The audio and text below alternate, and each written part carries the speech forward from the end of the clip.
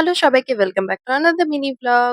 আজকে হচ্ছে 14 নভেম্বর আমার বড়মশাইয়ের জন্মদিন আর আমরা যাচ্ছি সকাল সকাল দক্ষিণেশ্বরে। আজ বৃহস্পতিবার আমাদের এমনিতেই নিরামিষ, তার উপরে আবার আজকে বিকেলে আছে চিলড্রেন্স ডে অকেশন। তাই বাড়িতে আর কোনো নতুন করে অকেশনের জন্য অ্যারেঞ্জমেন্টস করা হয়নি। আর আগের দিন তো আমি তোমাদেরকে শর্টসের মাধ্যমে জানিয়েছিলাম যে আমার বড়মশাইয়ের জন্য আমি আর সরোজদা মিলে কিরকম সারপ্রাইজ প্ল্যান করেছিলাম।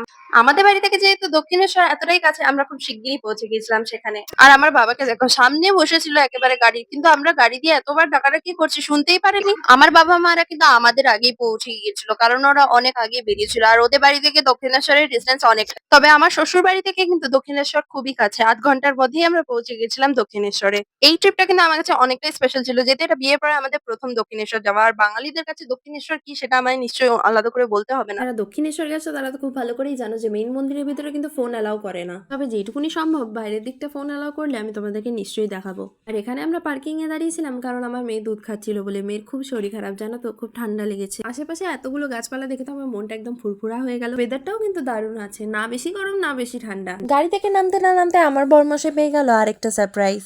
এত সুন্দর একটা কফি মাগ দিয়েছে যে কি বলবো। আমার বরমাসে তো এখন থেকে ইউজ করা স্টার্ট করে দিয়েছে ওটাকে। তারপর ডালা নিয়ে ঢুকে গেলাম ঠাকুর মন্দিরে। পুজো টুজো সেরে একেবারে বাইরে এসেই পেটে তো একদম ইঁদুর দৌড়াচ্ছে। জল তেষ্টা ও খিদেতে আমার তো অবস্থা কাহিল হয়ে গেছিল। সকাল থেকে পুজো দেওয়ার জন্য আমি নির্জলা উপোস করেছিলাম, তার মধ্যে আবার রোদ আর গরম, কি করে থাকবো বলো তো। এসি আগে সঙ্গে সঙ্গে লস্যি খেয়ে নিলাম একটা হোটেলে বসে। আমরা সবাই মিলে ছোলা ভাটোরা আর লস্যি খেয়ে দৌড় দিলাম মন্দিরের দিকে। শুনছি মন্দিরে নাকি গেট বন্ধ হয়ে গেছে আর ঢুকতে দেবে না, তবে পিছনে পার্কিং এর গেট দিয়ে কিন্তু ঢুকতে দিচ্ছে। তবে হ্যাঁ, খাওয়ার টিকিট দেখালে তবেই। আর আমাদের তো খাবার টিকিট অলরেডি অনেকক্ষণ আগেই কাটা হয়ে গেছিল, তো আমরা খাবার টিকিটটা দেখিয়ে ঢুকে গেছিলাম। তারপর সবাই মিলে পার্কিং এ জড়ো হলাম আর সেখান থেকে সবাই একসাথে গেলাম খেতে। কিন্তু খাবার ওখানেও কিন্তু ফোন অ্যালাউ করবে না, কারণ ওটাও মন্দিরের ভিতর থেকেই যেতে হবে। আরে দেখো হাস্যকর জিনিসটা দেখো, আমার মা গলার মধ্যে কি ঝুলিয়ে রেখেছে। এটা কিন্তু গাড়ির মধ্যে রাখা সেই ইনস্ট্রাকশন কার্ডগুলো। আমার মা পুচকিকে এটা দিয়ে হাওয়া করছিল, হাওয়া করতে করতে ভুলেই গেছে, ওটাকে নিয়েই চলে গেছে গলায় করে। খাওয়া দাওয়া শেষে কিন্তু আমার মা বাবা আর মামা বেরিয়ে গেছিল, কারণ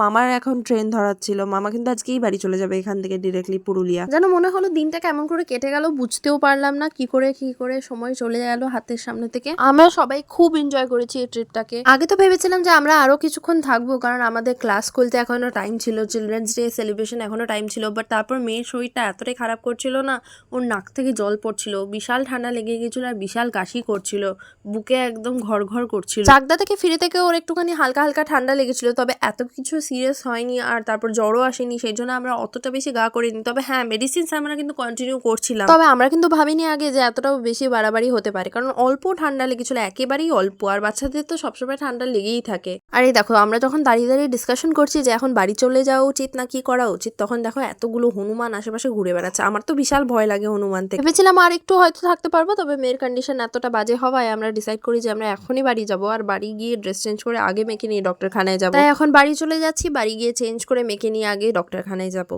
তাহলে ভিডিওটা এখানেই শেষ করছি, দেখা হচ্ছে পরের ব্লগে।